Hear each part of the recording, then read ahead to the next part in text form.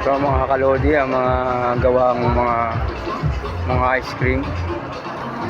Yung mga ano to, yung mga cake. Pwede pang kasal, nakita nyo mga gumawa niyan. Mga talagang bibihasa sa ganitong industry. Yan po, nakikita nyo naman po mga kalodi. Subscribe na kayo. Leo Makabayan TV. Maganda ng mga gawang cake. Yan, nakita nyo mga ibang design. Nakita nyo naman mga kalodi, subscribe na kayo, Leo Makabayan TV. Yan. Talagang kakaiba po yan. Nakita nyo naman. Nakaibang mga cake. Nakita pa sa likod. Yan, may Chinese. Yan. Yung talagang pangkasal, meron. Ito yung pang igurot. Nakikita nyo naman. Yan, yung mga sinauna pa. Yan, nakita nyo mga kalodi. Dito lang yan sa SSX na naganap. Yan po na, yan, mga estudyante po ang gumawa niyan. Nakita nyo naman, yung banda doon, ang gaganda. Nakita nyo, nakita nyo naman. Yan, ang gaganda. Yan, talagang gawang-gawa ng mga estudyante yan. Yan mga kalodi. Yan po ay mga culinary. Yung culinary na gumawa niyan. Ito yung mga estudyante dito. Yan. Dito ginawa ang mga demo-demo ng mga pagkain. Nakita nyo naman. Mga contest.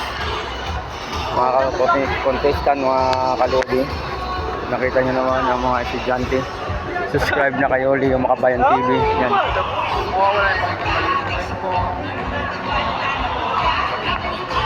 Yan mga kalodi, nandito tayo, mga galing magluto. Talaga kaya na natin magpunta sa ibang bansa. Yung ating mga culinary sa Pilipinas. Hindi basta-basta mga Pinoy. Yan mga kalodi, hindi basta-basta mga Pinoy. Talaga magagaling sa culinary. Subscribe na kayo, Leo Makabayan TV. Nandito tayo ngayon sa competition ng mga estudyante na Culinary Arts sa 2025 Philippine Culinary Cup. We're the best. Nakita nyo naman po yan mga kalodi. Subscribe na kayo, Leo Makabayan TV. Nakita nyo naman ang mga gawang culinary, hindi basta-basta. Nakita nyo naman yung mga ito, mga gawa to, mga talagang gawa ng ating mga galing ng mga Pilipino na culinary na talagang hindi basta-basta ang kanilang pinag-aralan dito. Mga magagandang yan, nakita nyo naman. US for participants, last 3 minutes. Again, last 3 minutes. Yan, nakita nyo naman mga kalodi.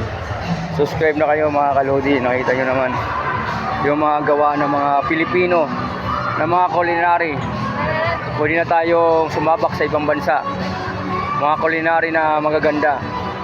Talagang atin tangkilikin ng mga Pinoy na mga talagang magagaling sa culinary. Yan po mga kalodi, subscribe na kayo. Yan, subscribe na kayo mga kalodi. Mga Pilipinong magagaling sa culinary, pwede na po natin yan isabak sa ibang bansa. Yan mga estudyante, yan.